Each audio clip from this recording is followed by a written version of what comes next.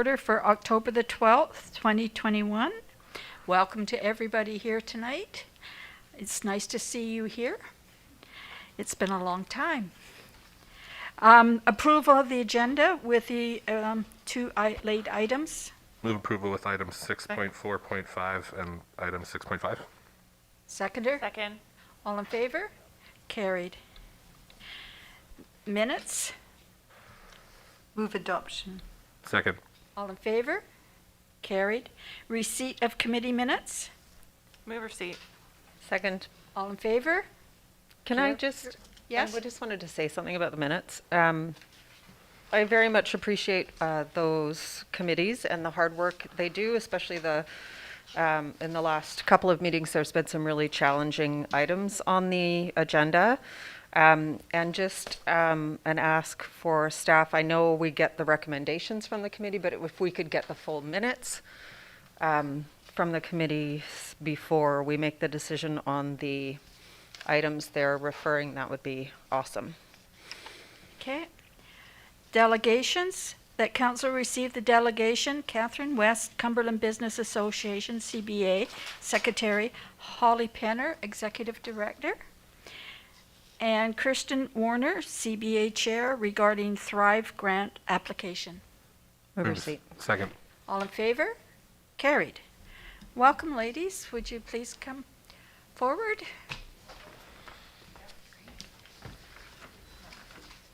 Thank you for having us this evening. Holly Penner is our Executive Director and was unable to make it this evening due to being unwell. Elian Bell, who is our Treasurer, is along for this evening in her place. Thank you very much for that. See what happens. We do have a slideshow for Warm it up. you. We like slideshows. Oh, maybe late. It just takes a moment.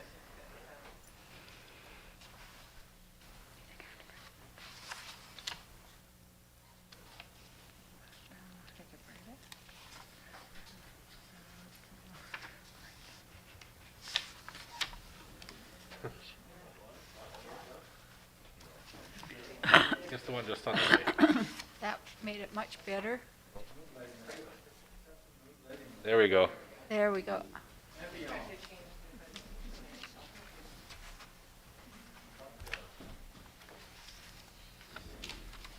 So thanks again for having us here tonight. We are here presenting specifically for the Cumberland Thrive Grant Project, which your Cumberland Business Association applied for last month. We've named the project Rooted in Place. It's a celebration of Cumberland's history and future.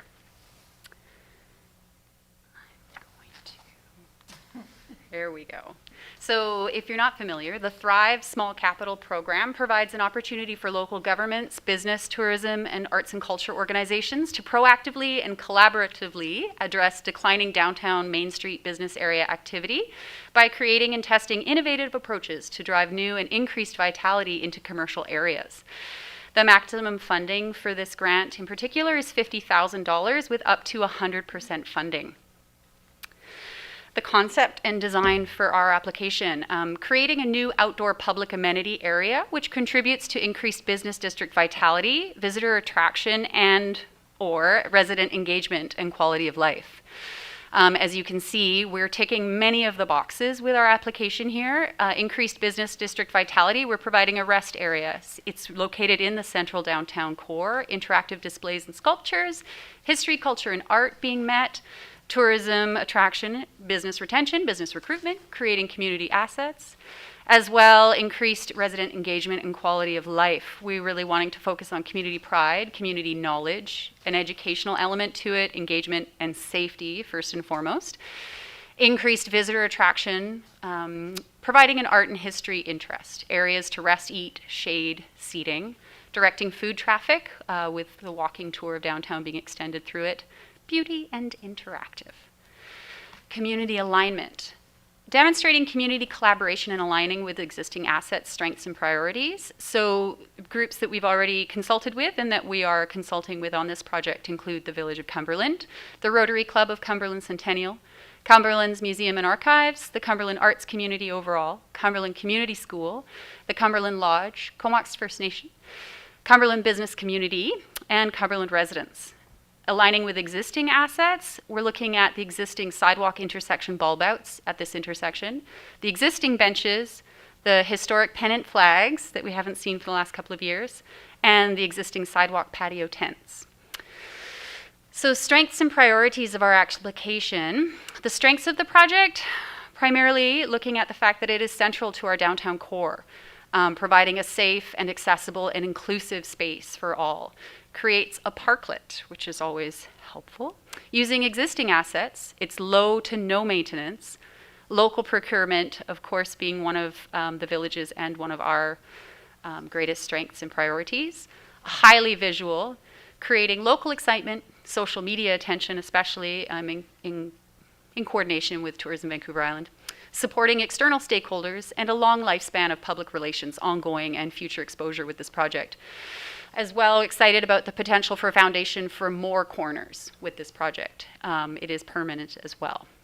The priorities of the project, that it be beautiful, that it be a safe and accessible, inclusive space, that it include art and history, that we acknowledge and appreciate the mountain biking culture of our community, the nature, the safety, local procurement, low to no maintenance again, and that it fit within the village's economic development plan, and that it be central to the downtown core. It provides a gateway to downtown, be located in, adjacent to, or serve as a gateway to the downtown core, Main Street business district or commercial area. And our plan does meet those needs. The location for this grant application is the corner of 2nd Street and Dunsmuir Avenue. Dunsmuir being the main street in Cumberland, and 2nd Street intersecting Dunsmuir Avenue and also being one of our wider downtown streets. You can see here on the map, this is the proposed location for it.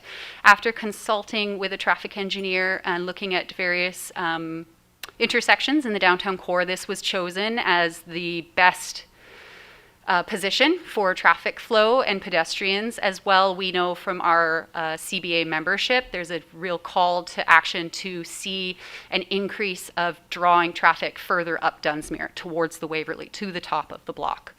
So with this project, we're hoping to be able to do that. You can see on the map the existing brown part is where the painted murals would be, and the green, the extensions of the bulb outs, the green would also be painted, but not in a mural. That would be solid color paint, and it is where we would be locating the new tents, like for sidewalk patio tents, similar to what we've got existing right now on Dunsmuir. So those would be seasonal. And then the benches would be on the brown mural painted part. So not interrupting traffic flow in the off-season. New economic activity, supporting new or increased economic activity in the area in question. The optics, visually attracting new visitors to the area, encourages local support, shopping and visiting, supports foot traffic to continue throughout the downtown core, to act as a meeting place for people, youth, everyone, encouraging takeout and COVID-friendly protocols for our local food and beverage businesses by giving increased seating. Permanent parklet and patio. The buy-in that we're asking and that we're fulfilling is the history, culture, recreation, art, and interactive displays part of our project. And then the vibrancy of the overall project, with photos being able to be shared on social media. We really went for that wow factor, which is where the murals come in, encouraging visitors and tourism. Economic benefits to this. Shovel-ready initiative. That's a big part of this grant application, in that it has to be shovel-ready to go. The business case with clear and broad public economic benefits beyond any one organization or business. And that's a big part of why CBA is applying for this, because we aren't representing one business. We're representing over 100 Cumberland small businesses. Encouraging visitors to stop, rest, learn, and linger in the downtown core. Inspiring further investigation and or shopping. Rest areas accessible to everyone. Sense of community identity and community pride. Highly optical, inspiring sharing photos and stories online, which is great for tourism and local pride. A beautiful parklet with educational components, not designed for any one business, a central focal point, inspiration to shop, eat, stay overnight, and return in future again. A broader vitality concept is what was asked for in this grant application as well, implementing or complementing a broader vitality concept. So education about Cumberland. Through our project, through the mural boards on the backs of the benches and the murals themselves, history, art, recreation, primarily biking, culture, nature, and vibrancy. We're ticking all of those boxes. Creating value by encouraging people to stay longer, to buy mementos, to partake in local takeout, searching for local art, progressive, and encouraging return visits. The use case, providing the use case and or plan to bring the amenities to life. We're gathering place and rest area where people can comfortably gather. That's what we wanted to see more of in the downtown core. In addition to the assets that the Village of Cumberland already has, we're looking for more. Safely bringing people's takeouts or coffees to enjoy the day, a rest halfway through their stroll downtown, and spend some time studying the murals, playing with the sculpture, reading up on local history, or taking photos with families and friends. Accessibility, for all user groups, including seniors, persons needing assistance, caregivers pushing strollers, nursing mothers, would all be able to rest safely and enjoy the space. The mural is designed to be understood by everyone. Even very young children will identify what it is that they're looking at to learn about Cumberland. New approaches. So within this grant application, priority would be given to initiatives that innovate and support new approaches to downtown vitality. We feel that we're doing that by providing this beautification, the community and businesses sharing and working together on it, that it's highly optic, that it does support local, collaborates between the Village of Cumberland and local businesses through the CBA, collaboration between artists in the arts community with the businesses in question, artists with community engagement, culture and art and history, defining community identity, bringing together the past, present, and future is what we feel like we're accomplishing with this. And of course, instilling community pride. Ooh, I think I went past one. Longer term community benefits, providing broad long-term community benefits in that this could be a permanent structure, building the foundation for future similar projects in the downtown. The next projects would then be much easier to execute after we know what we're doing. Next projects, continuous generation of visitor retention, increased economic benefits and vitality to the community at large. Residents can equally enjoy the space, so this isn't just for tourists. Reinforces the support local, it takes a village campaign that the Cumberland Business Association is so proud of and so strongly implementing in our community. Community pride and quality of life. Encourages connectivity to other sectors and brings the local businesses involved to light. Resiliency and sustainability, supporting increased business and area resiliency and sustainability. Supports business retention, supports business recruitment, self-sustaining project, and motivational to support future projects at other intersections, as said before. Leveraging our strengths, assets, and histories with this grant application. That is very important. And we're leveraging unique community strengths here with ours, assets, history, and culture. The historic Cumberland coal cart benches being refurbished, the ones that were previously in storage, and brought back out to the main street to match the ones that you already have in the downtown core. Collaborations with the Cumberland Museum and Archives for the photographs and the info boards on the back of the benches. Community interaction and involvement in the project. Capitalizing on the unique culture of Cumberland itself, supporting history, art, culture, biking, and trails, and our community forest communities, connecting the community and building community pride. The Thrive Grant guidelines are capital and hybrid capital technology projects is outdoors. It's accessible to the general public. It's located on public or not-for-profit owned land, compatible with area character, safety, and physical limitations or constraints, and has a primary purpose to drive vitality into downtown Main Street or business districts. We've ticked all those boxes. Eligible costs for this grant, standard capital expenditures, art installations, interpretive signage, or other capital costs integral to the concept realization. Landscaping, beautification elements integral to the concept realization. Technology and equipment required for hybrid digital capital initiatives. Construction costs, installation costs, and required professional labor. Final design costs and printing costs for interpretive elements based on the existing concept design, and professional third-party project management costs. So you'll see all of that in our application. The assessment criteria. This project meets basic eligibility criteria. Eligible applications are assessed and scored based on the following selection criteria: the strength of the rationale, concept, and plan, the potential to drive short to medium-term community vitality and sustainability, leverages community capacity, collaboration, assets, and local talent, increases tourism, visitation, and or resident quality of life, improves economic opportunities for area businesses and or tourism and hospitality sectors, innovation, creativity, and leading practices, value for cost, community need, applicant financial need, we need it, demonstrated experience and resources to carry out and sustain the project, and a readiness to proceed. We meet all that criteria. And that was all of the words.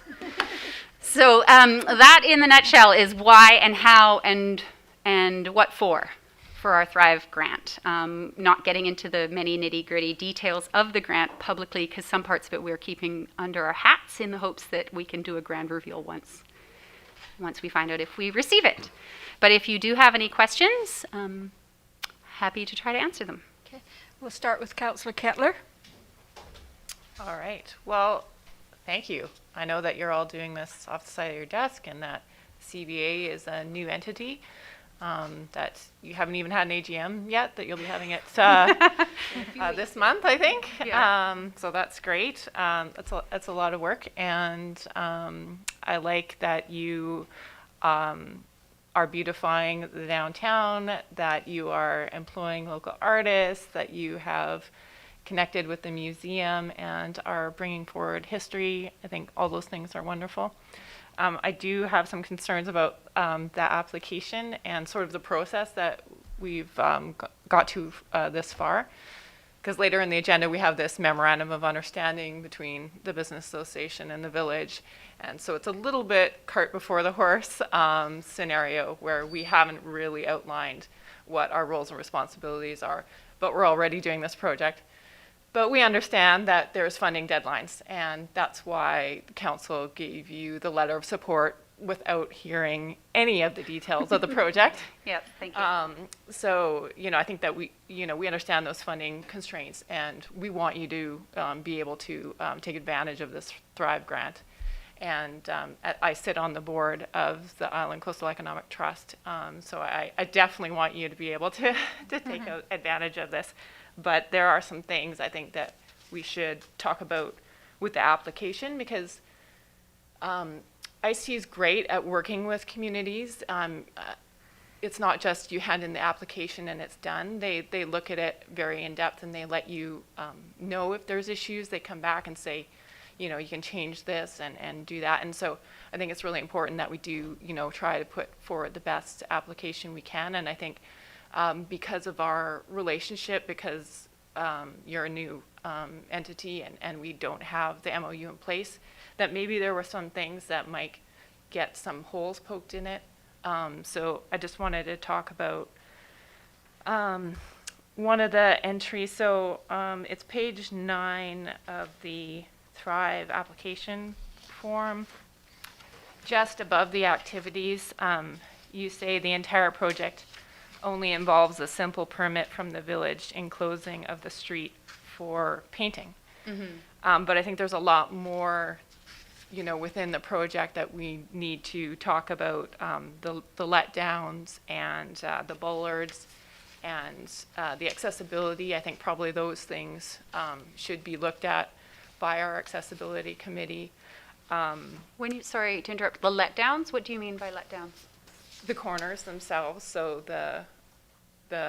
where the sidewalk meets the street. To be clear, we're not paving. There's no paving happening. So the existing is exactly how it stays. There's no concrete work in this grant application whatsoever. Everything is done by paint. Just painting, and then the actual physical, plastic bollards. The plastic bollards, yeah. But it's only, I believe, 4 per corner, so that they are spaced 4 feet apart. And accessibility typically is 36 inches. But yes, absolutely. Yeah. Going So- before the accessibility committee makes sense. Just because we don't know, Yeah, right? yeah, as council, absolutely, yeah. And it's a prominent corner that we're going to have to maintain in the future, and village citizens are going to need to be using that space in a way that's that we know that it's safe. And so, just as far as boundaries, identifying where the curb is and where it's not. And so if the paint is continuous, or if there's going to be some kind of designation of where that space turns into road as opposed to sidewalk, I think those are concerns that, that our staff should be aware of and looking at. Definitely. And we did take that into consideration. That's why the mural doesn't extend past the sidewalk. So the painted mural, the decorative part, is only on the sidewalks. And then you'll notice in the drawing, then the part that's on the road is a totally different color so that it is clear.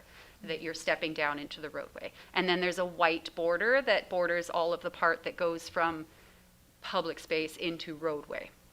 Great, as well. that's good. So, And, yeah. Yeah, I'd love to hear staff's feedback on it. I haven't heard anything from our engineering just to see, you know, if these things are good with their, you know, expertise. The other thing I was worried about was the construction that might be taking place. As you know, those two buildings have sold. There are a number of things that would likely be happening on those corners as far as construction. You can see with the Ride Out building that's, you know, the entire sidewalk is covered, and there'll be probably some sidewalk torn up for utilities and other things. So, you know, is it the right time? Like, is that the right time to be painting this space when there's going to be construction there? I don't know the answer to those things, and also, you know, the anchoring. I'm not sure about the anchoring of the lights and the flags to the buildings, and again, if those buildings are going to be changed, can we get the right timing on that for this project? And the other thing that we talked about, Catherine, was the angled parking, the possibility of putting angled parking in. If we're going to be doing this corner and making these changes and beautifying that space, it's probably a good time to also put in angled parking. So again, a timing issue, and talking to our operations manager about whether we could be putting through that kind of change at the same time, so that it all works together and is well coordinated. If I may speak to those points briefly. Yeah, I'll keep it please. brief. The first one, maybe I'm going to lose track, but one of them being the construction work on that corner. We are only implementing this into the sidewalks, which again are public and privately owned by the village, not by the developer. So yes, they will likely be torn up for hydro and water lines, which is fine. The part of the grant, the budget in the grant for paint overall is $1,000. So if two of those corners have to get torn up, that is still less than $250, because we're talking all the paint for all the corners. So the output on paint isn't very much. And then like whether that would be the CBA that then covers to have it repainted, or if we went to the building owners and looked to them for some sort of sponsorship as goodwill gestures. The artists that are involved in the project have all signed on to maintain and repaint their sections and each other's sections should somebody fall ill or leave the valley indefinitely. And that's a part of their contract and a part of them being paid for this project. And they're all excited to do that, pride in their work. So we're not too concerned about that. I think you and I spoke about that, like public perception of people being unhappy with it being torn up after, but we have a very strong social media outreach into the community and could definitely promote and explain the situation on that point. Also, this grant has to be shovel ready, though we don't have to fulfill the project immediately. And we wouldn't be working on this until late spring because it has to be dry. We would need the right weather conditions for this. So ideally, hopefully at that point, the big store would have some sort of operational plan going by the spring, and we would know more about what is happening with the Old Cumberland Hotel site at that point. So yeah. Great. Thanks for all of that. So yeah, we did take all of that into consideration. Yeah, for sure. Okay, Councillor Sullivan? Yeah, thank you. Yeah, and thank you guys. First of all, I'm really in support of any art in the street. I'm into less cars. That being said, seeing this concerned me. I mean, we have the new building coming in. They want us to vary 15 parking spaces. How many parking spaces is this? Well, with our sidewalk patios, it would potentially be four. And we would hopefully, what we're looking at doing is eliminating sidewalk patios on Dunsmuir and moving them onto Second. So the existing sidewalk patio that the CBA has out for this season wouldn't be there anymore. We'd be moving it onto Second Street. So the 4 parking spots that you would lose potentially would be on Second, not on Dunsmuir. And the whole idea behind this is to make it so we're taking a big part of the burden off of the small businesses so that they don't have to apply for sidewalk patio permits every year and build a sidewalk patio, put it out, furnish it, and then tear it down again in October. We, the business community, the CBA, would be taking on that role for them. Thank you. And just as a follow-up, have you talked to like the Riding Fool in Dodge City? And they're all down Yes, with we that? have. Yep, we met with Just- Jeremy. Sorry, the Yep. Riding Fool specifically, they have so much traffic coming Yes, and going. yep. So- We met with Jeremy Grasby. He came to one of our planning meetings and went to the site and discussed it. And he was actually the proponent for the angled parking. I understand that you're doing a traffic study right now, so it's a big dream to have angled parking on that street. Jeremy is all for it because it would increase the number of parking spots that he would have, even with us taking over 1 spot for a sidewalk patio. Some of the other fun elements of this were actually Jeremy's ideas. Oh, nice. And yeah, just looking at some of the examples, I'm pretty excited at what can happen, and I'm really looking forward to it. So yeah, best of luck with your you. application. Councillor Brown. Thank you. Thank you so much for coming and for going through this with us. I love the grant. I think I share Councillor Kettler's concern about the timing, just worried about that all colliding at the same time, but hopefully that unfolds as it should, and appreciate the information that I didn't realize that you didn't have to do the grant. Like you don't have to do it right away. So that's great. We have some time to sort that out. I love the revival of the benches and creating space, drawing the traffic. As you know, the traffic tends to conglomerate around Village Square and that block, and so drawing the traffic out. As we all know, we don't have too much of a problem attracting tourists to Cumberland. We have a problem moving them into the spaces where we would like them to be. And so I think this will help a lot with that. And it also will do a lot to share the sort of culture and values of Cumberland and the history. And I just feel like there's a lot of people that come here that don't get to see that. You know, they head straight to the trails and miss that piece. So anything we can do to build on that, which I think you've done really nicely, is great. So Thank you. Thanks. Councillor Sproul. There isn't much left to say. I mean, I'm wowed by the amount of work that has gone in so many fields, and working with the museum. So at the times when Cumberland was really down, I've been here 40 years, the museum always attracted people from all over. So it's kept going, and now you're really drawing them in, and Pull it closer towards you. oh yeah, okay, sorry about that. Anyway, sounds to me like you have lots of great ideas. And another thing I want to say, after being here for so long, I'm really loving that slogan, Love Cumberland, because having been a teacher in the school system here for so long and hearing less kind words directed at the Cumberland students who used to have to go to high school, it's not, there's none of the old stuff. This is a new beginning, and it's a real pride. Yeah. So I thank you very much. Thank you. Thank you. Well, ladies, I'd like to say thank you very much for your proposal. It's obvious that you've done a lot of groundwork, a lot of preparation. And I'm sure if we had 5 feet of snow in the spring, that Iced Tea would give you the time to get it done. They're not going to pull back on it. No, they gave us that. They gave us that heads up. Yes. And it's just an amazing project, and you've only been in existence for 1 year. Well, we've been in business much longer than that. Yes, officially as a yes. But I'm just looking forward to what else you're going to do for us. Thank you. Thank you very, very much. Thank you for having us. And all the best to you. Thank you.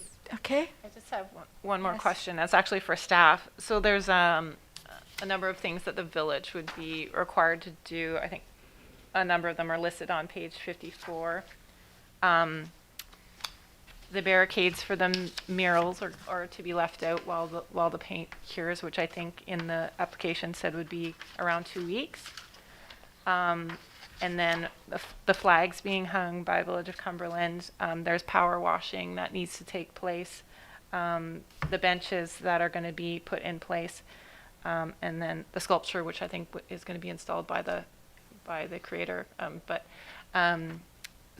But the other things I'm wondering are these processes that should be going through our grant and aid as an in-kind donation to this project.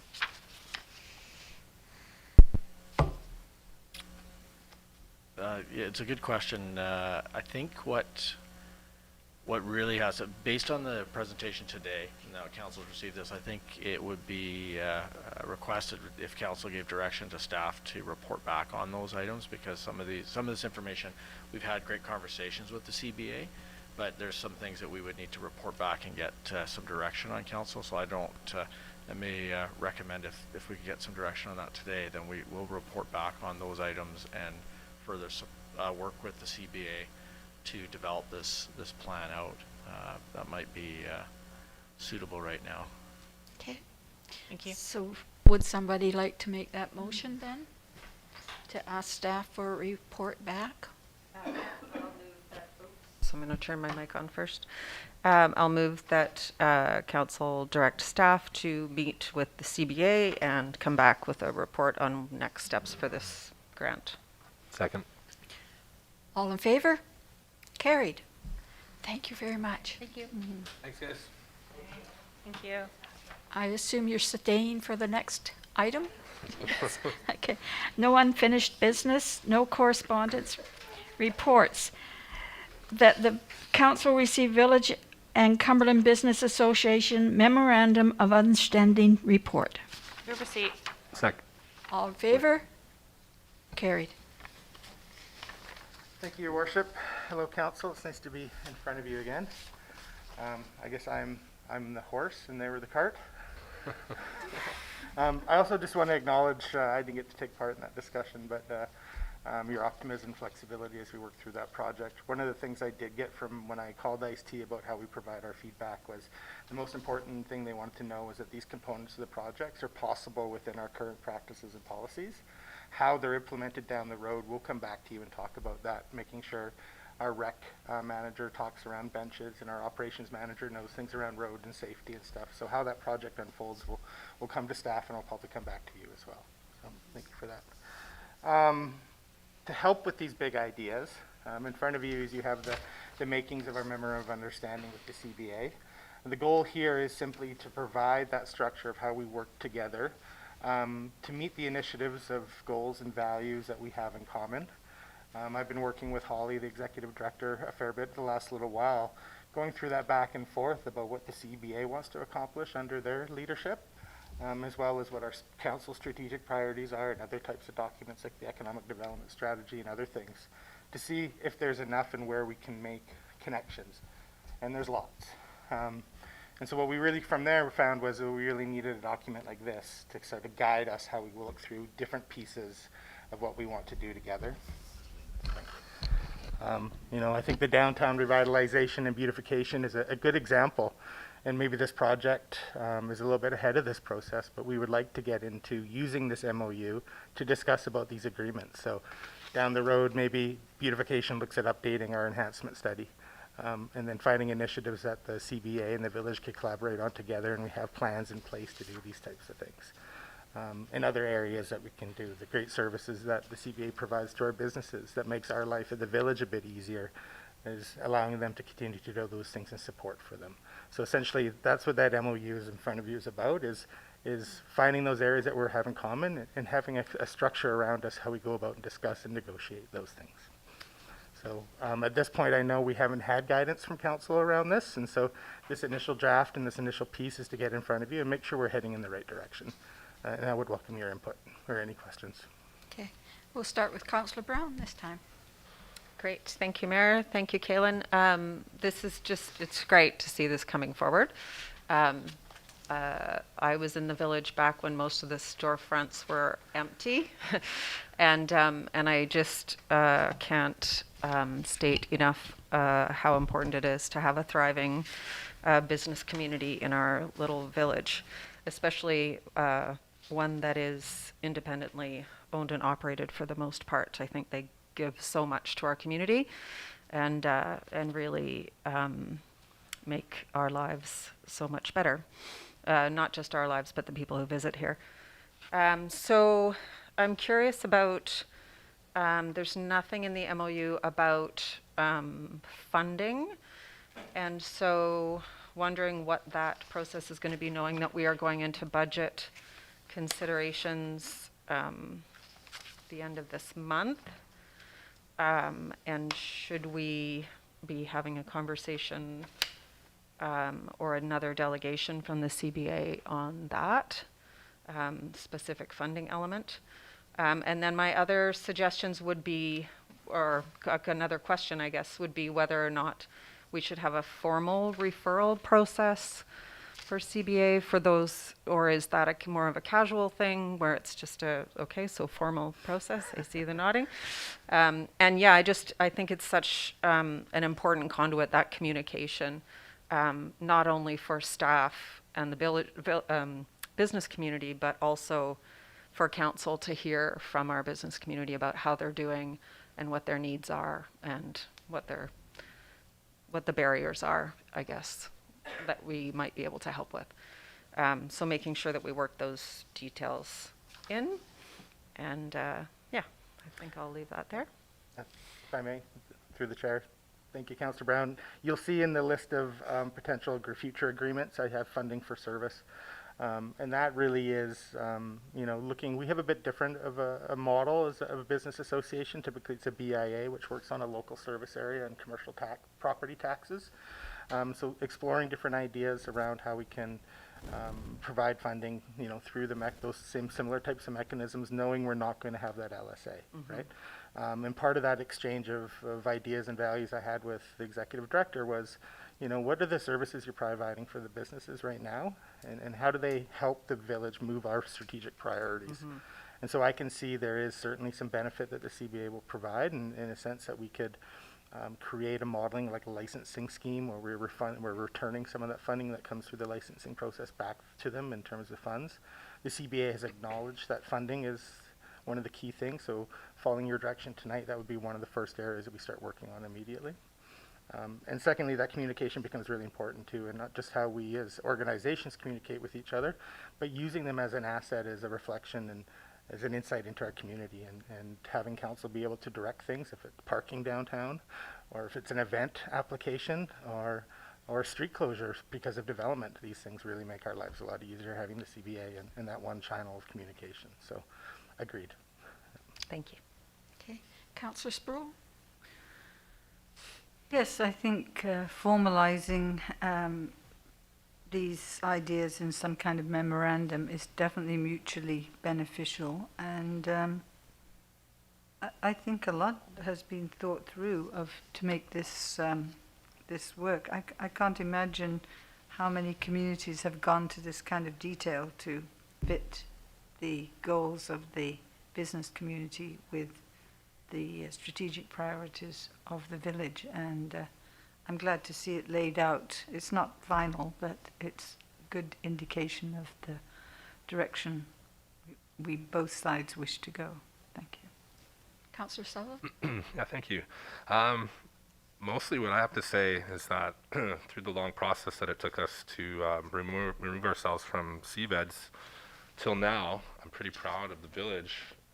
With our ECDEV, we've come from something that totally wasn't working to nothing, and then now we've kind of built from the ground up, and I'm really happy to see the movement on this, and yeah, I'm really happy and satisfied, and looking forward to our future. Thanks. Councillor Kettler? Thanks. Yeah, thanks for all of your work on this document. And I think it's good to have that common ground for anything that we're going to be doing together in the future. I think the roles and responsibilities section is good for the communication part, but sort of light on everything else. So I don't know if we're going to be building it as we go, if it's going to put in some more specifics. One of the things I heard was about, the CBA not wanting to take on business licensing, although that might be a form of funding for them, a funding opportunity in the future to add to the business license. But the actual process itself, that it will still remain a village service, and that it's not something that will get put onto the CBA. I think that's something that I heard that they wanted outlined. So maybe something like that added to the roles and responsibility. I'm not sure. That's something that we can talk about further. And then also the funding issue. I think if we look at any funding requests that come from the CBA, they also have to be part of the budget process, part of the grant and aid process, where we're looking at all of the requests together. One of the things I'm a little concerned about is that they would want stable funding for their executive director, and I think that's not necessarily something that we can provide through a tax increase, because that's where it would need to come from. As opposed to the one-time funding, we've already given them $10,000 that they was supposed to be a help, startup. But sustained funding is something that that every nonprofit is looking for. And just to give an example, we had the Cumberland Housing Society that recently folded, and they could have used for sure support if we were able to have a social plan, right? Somebody that could continue to hold things up, because it was all volunteers, and it's a lot of work, as the CBA members know, to keep a nonprofit going and to do the administrative burden that comes with that. Another nonprofit that might be coming forward is the Comox Valley Substance Abuse Strategy Committee that Councillor Brown and I both sit on. They're looking for full-time or part-time person to be helping them with their, to be a coordinator basically for them as well. So there's lots of need out there for sustained funding for nonprofits. So I'm just wanting to make sure that that the expectation is the same on both sides, and that the requests will be looked at with all these other interested parties as well. Thank you, through the chair. And that's why, when we look at BIAs and how the way they're funded in business associations, typically they're not provided with tax dollars as far as funding support. A BIA through an LSA really just consolidates the tax dollars that businesses are already paying and returns it back to the businesses in agreement on how that's going to be spent. And so I look at the licensing, because this is monies that businesses are already paying into the village as far as revenue. And if there's an opportunity there to return some of that revenue back to them in exchange for a service and support to the village, then we're not necessarily asking for anything outside what we're already generating. There's also an opportunity to change those licensing fees if we want to generate a bit more money, because essentially what we're doing is consolidating businesses' money and giving it back to them. And that's typically what the mechanisms between governments and business associations work. And so that's type of the areas that I'm willing to explore, and that I've expressed that I'd like to explore. Great, thank you. Well, I really like this start of this MOU. I think that it is a living document, in that after a year you might find that we have problems with it, or the business association might have problems with it, and it's always open to renegotiate. I think that's very positive, because sometimes you also outgrow your MOU, and you do need to make changes. So I think this is a very good starting document. And I know a lot of work has gone into it to get it to this stage, and I compliment all of you for that, for sticking with it and getting it here before council. So thank you very much. Thank you. I will acknowledge this will be a living document, and we talk about things about roles and responsibilities. When you come to things like events and permits, I'd like to be able to have a direct communication with Ryan Partnick. I don't need to be the middleman. So efficiencies and how we do that will grow into this document as we learn how best to go about our business. So thank you. Thank you very much. And there is a motion there. I'll move that I'll move that staff be directed to formalize a final draft memorandum of understanding with the Cumberland Business Association and report back to council. Second. All in favor? Carried. Next, recommend that council receive the Christmas break village office closure report. Move receipt. Second. All in favor? Carried.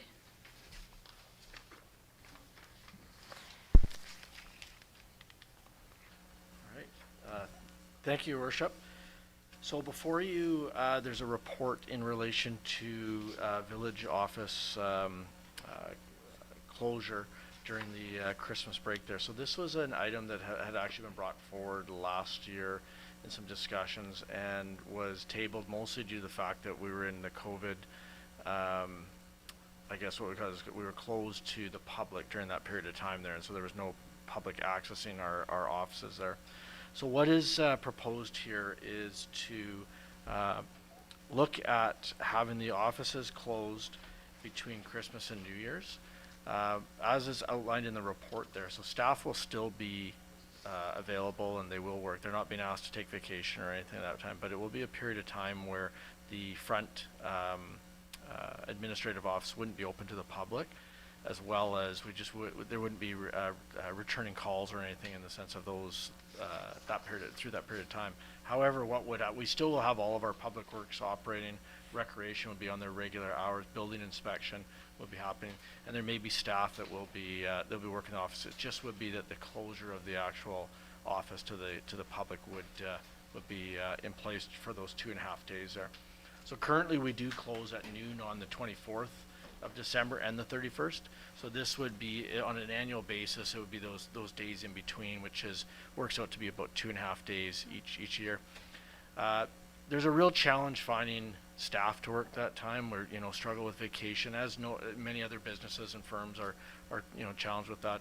And so we think this is an opportunity here to ensure that we continue all the services that we provide, but at the same point in time, utilize the time when it is slower to encourage people to take vacation. And so there will be staff that will be able to take vacation, and some will be on site. We're not going to, like I say, make that vacation. But the trend is in these transitions is more people take vacation during those closures, which would mean that we'll be able to have a larger group that will be able to work during the rest of the year when we are actually busier and wanting to respond. So at this point in time, there is no financial cost associated with this. We have the system in place from the staffing side of things that there won't be a cost in the sense of operationally. We don't see a change in the sense of collection of revenue or anything relating to that. It should be, at the end of the day, no impact financially, but it's certainly something that we feel right now at this point in time, with all that's gone on in the last year, this would be a good time to transition into this process here. So happy to answer any questions. Okay, thank you. Councillor Spruill? Yes, I'm just wondering about any kind of emergency stuff. That would be public works, or I'm trying to think of something in a bureaucratic sense, but there are occasionally things come up, and would there be somebody who would be able to help if it was urgent? Yes, so our regular emergency line, so if there's a water break or any system like that, that response will still be in place there.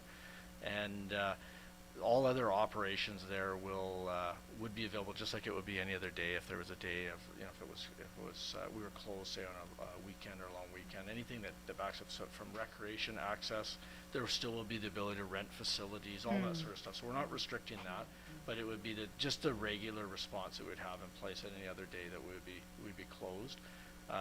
I don't anticipate that we're going to have 100% people on vacation, but hopefully this will encourage and support those that do want to take vacation, such as our administrative staff that do struggle to take that time off during that time because they just don't have the ability for backfilling through that period. So Councillor Sullivan, do you have a question?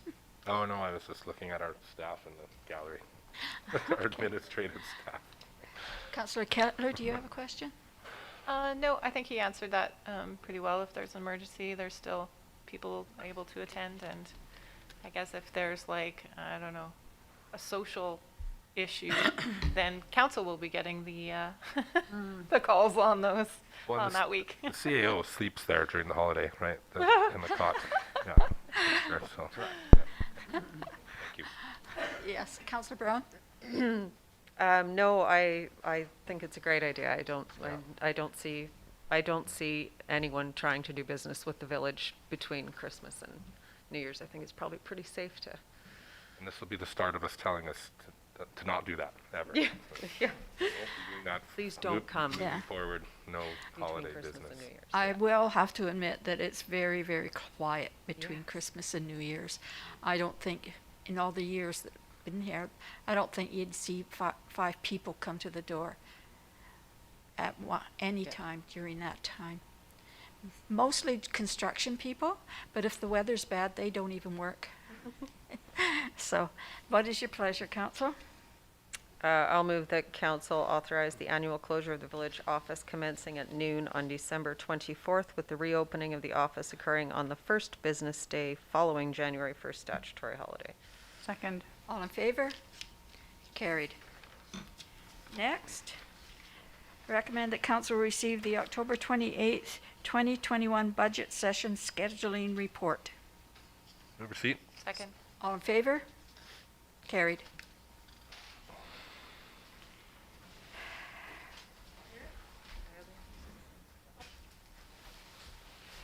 Thank you, Council. We've brought this report to you because we have a committee of the whole meeting.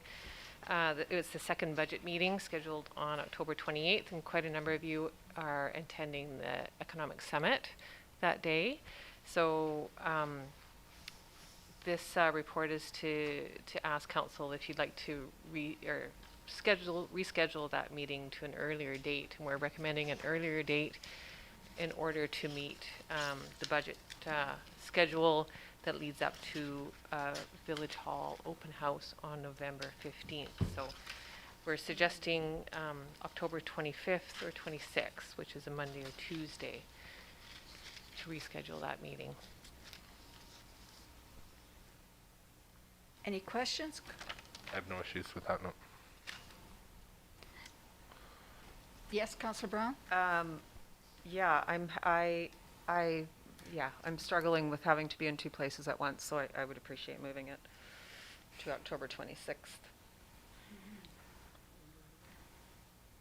Any other comments? My birthday is November 15th, so I'm not super excited about the Village Hall. Oh, I think that happened to you last year too, I didn't think it did. Yes. So sorry, October 26th Six. is a Tuesday? Tuesday, yeah. It's a Tuesday. And we're proposing, if that's the choice, to have it 9 to 2, so there's time. Oh, for some reason, I didn't look at the Tuesday. I looked at the Monday, which we have our council meeting, but I thought we would be doing it before that. So, sorry. We do have a Don't- council meeting at 5:30 on Monday. On and the I Monday. On the 25th? On the 25th. On the 25th. And I believe you have a board meeting on the Tuesday at 4. Yes. And so the proposed time is, 9 to 2. 9 to 2 on the 26th. ooh, fun. Okay, That would work for me. yes. So that's the date that we are choosing. Someone Okay. like to move that? That council direct staff to change the date of the October 28th budget session to October 26th from 9 till 2. Seconder? Second. All in favor? Carried. Thank you.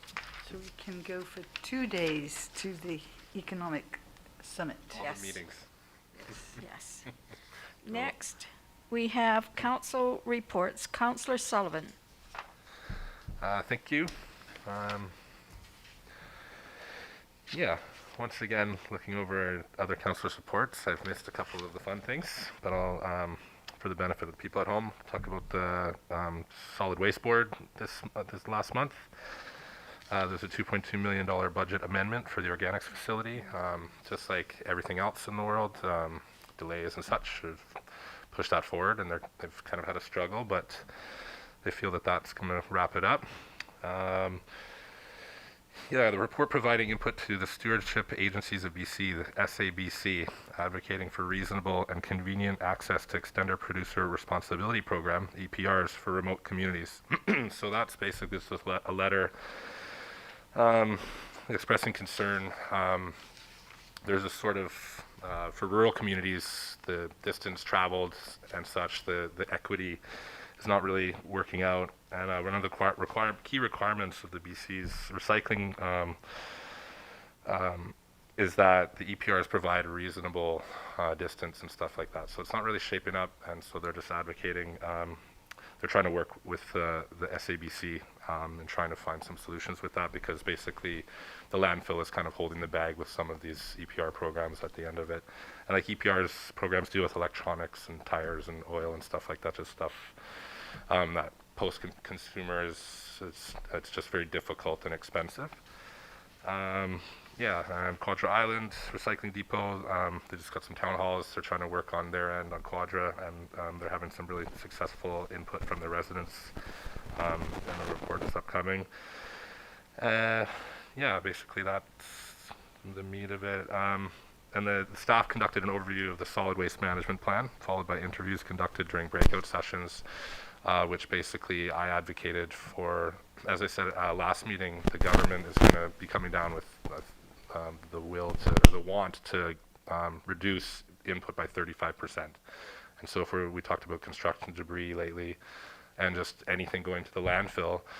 So I advocated for some sort of pre-building, whether to focus on construction debris or like a free store kind of thing. Moving forward, we can't remove 35% of the landfill waste without a really comprehensive pre-screening strategy, which is just sort of what I advocated for during the meeting. So yeah, and a bunch of fairs this year was great. There's a lot of dancing and awesome times in the village for the first time in a couple years. So just kudos to all the volunteers and all the musicians and everybody in community, and it was a really fun month. And I think it was the first time in a couple years that all of us really felt like we were in Cumberland again. And I was like, oh great, this is what this beautiful community is about. So it was actually a really good month for that. So thanks. Thank you very much. Next, we have Councillor Spruill. So yes, I agree too that it seemed to be a lot of activities, races, musical events, and they were all well attended because everybody's just been dying to get out and listen to music and be in. And we're having an amazing amount of running adventure racing. It's quite hard to keep up with all the different ones. So not a lot took place. I just want to announce that in January I'm going to take a short leave of absence. I'll miss a couple of meetings. 22 years without a break. So. Okay, any questions? No? Next. I have Oh. a question for each of them, if I can. Okay, go ahead. So, Councillor Sullivan, I wonder if in that conversation you guys had, if there was any talk about deconstruction bylaws?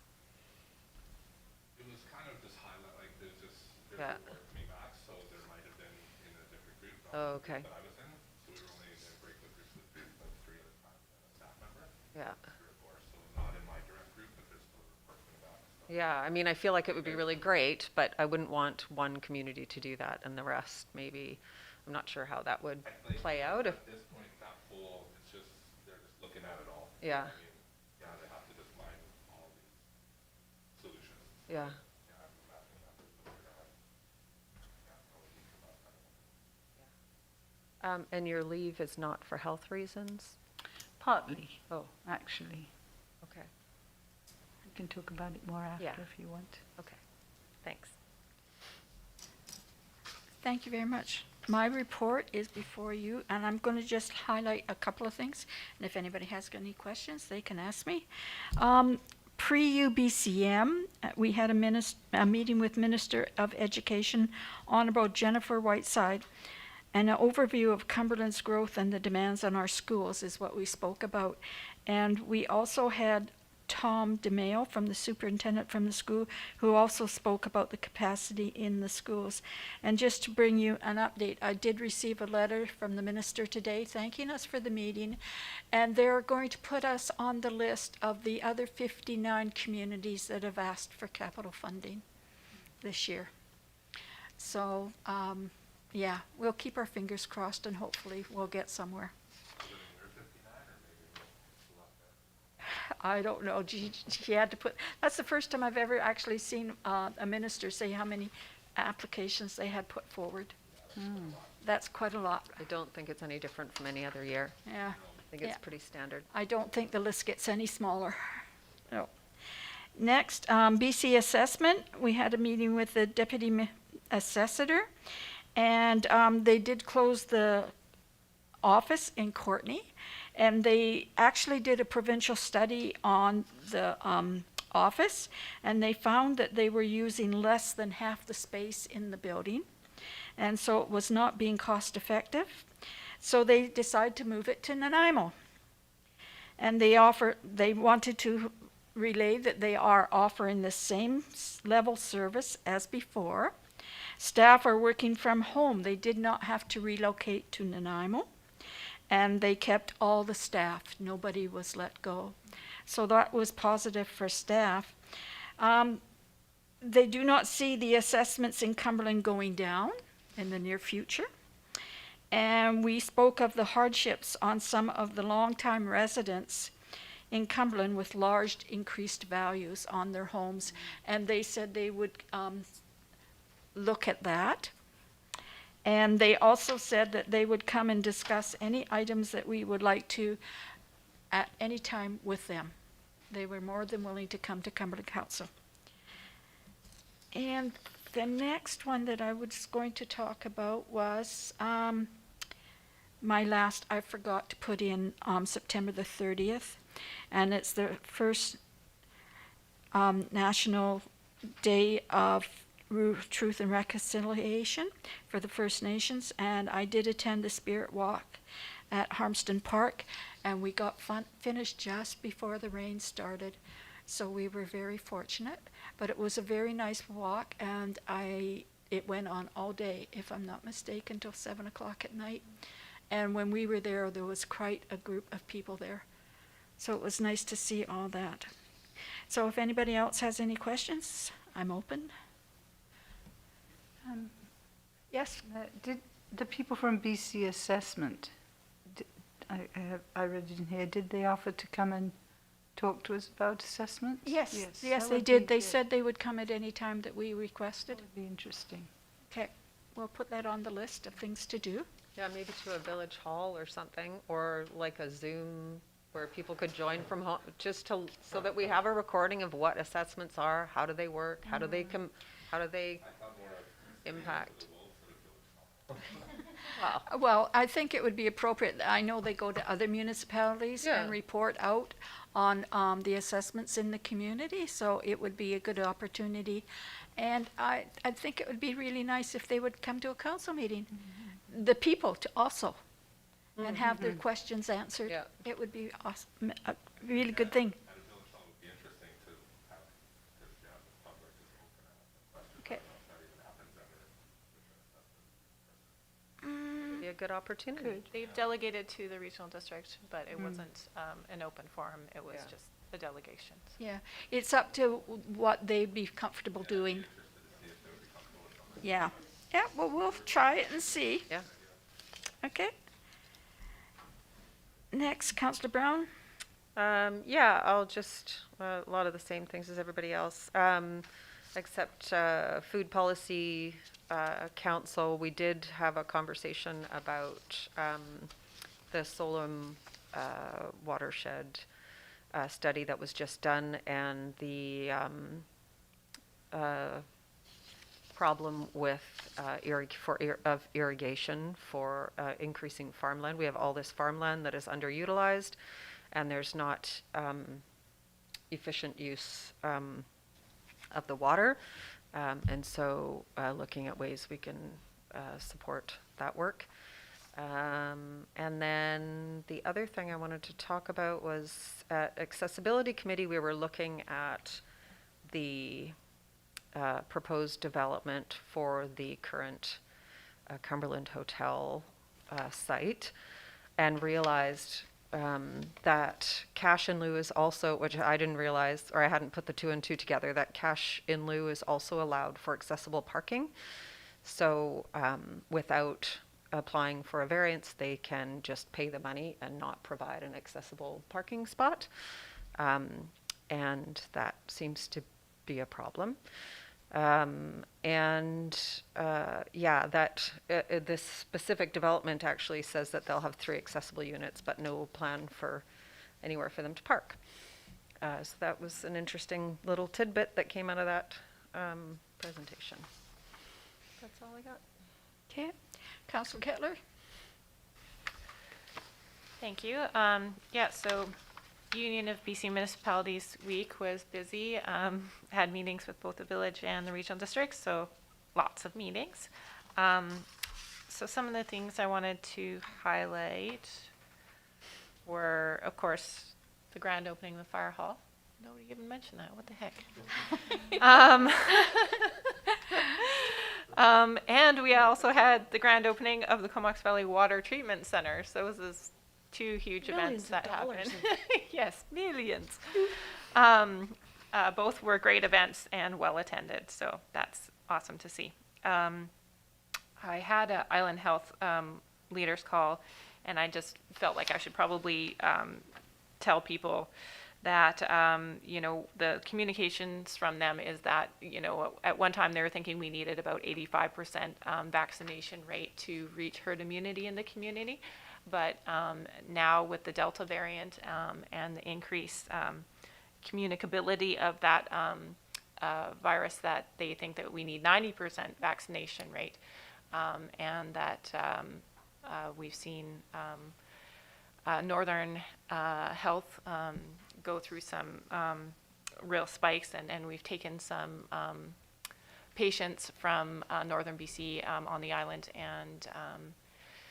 and they are worried that in Northern Vancouver Island had sort of the same lower levels of vaccination rate as Northern BC, and that a similar scenario might crop up for us here. And so just really wanted to put out there that people need to get vaccinated, and it's not just, it's basically the 20 to 40 age group, but there's also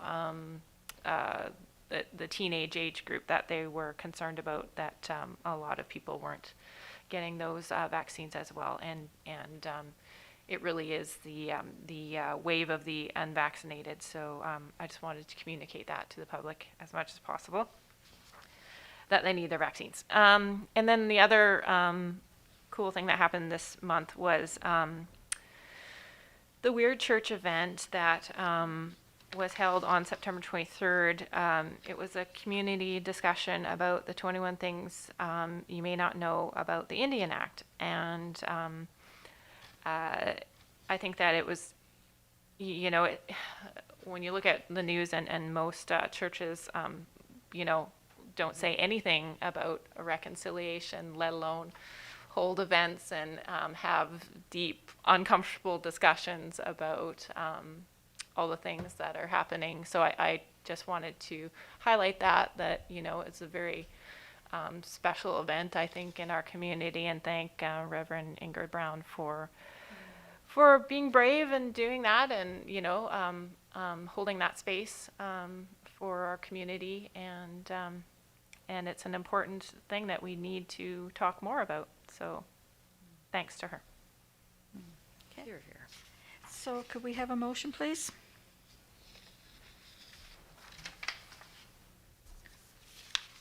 I make a motion that the council member monthly reports be received. Second. All in favor? Carried. Next, recommend that council receive the temporary street closure for October 30th, 2021. Second. All in favor? Carried. Oh, what's that? Yeah, okay. Yep, that's it.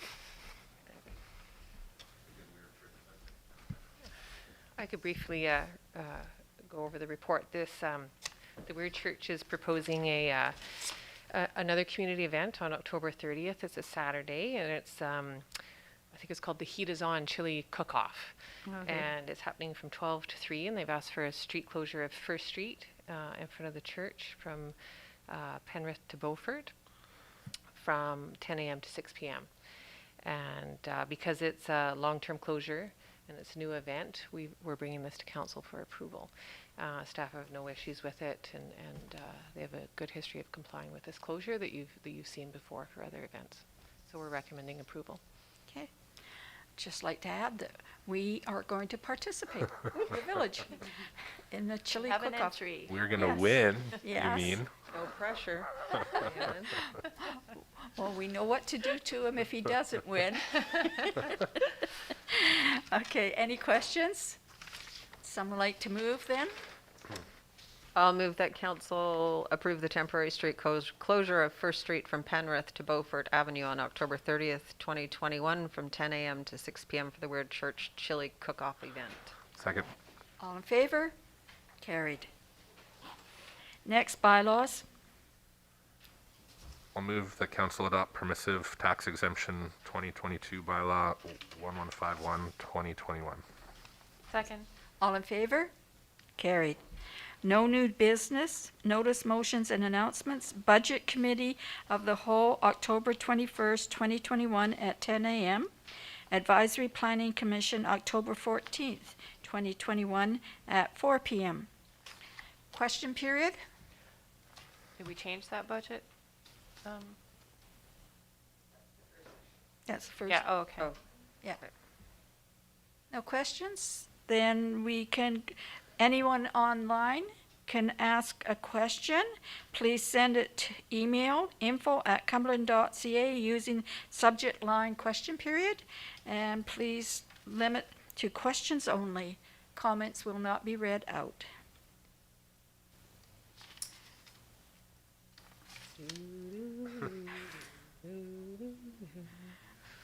Hey, we're doing extremely well tonight. Yes, yes. I thought we've announced though that if you have questions to send it earlier. I think we've announced that a couple times. Yeah, we did a couple of times. To the public, if you have questions, you can send it any time during the meeting.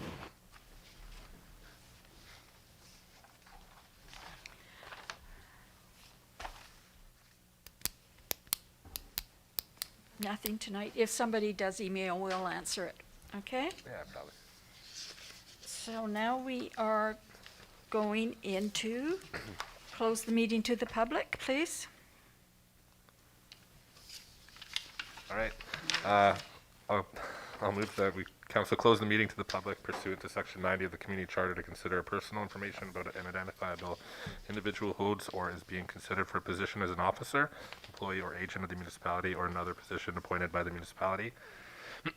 The acquisition, disposition, or expropriation of land or improvements if the council considers that disclosure could reasonably be expected to harm the interests of the municipality.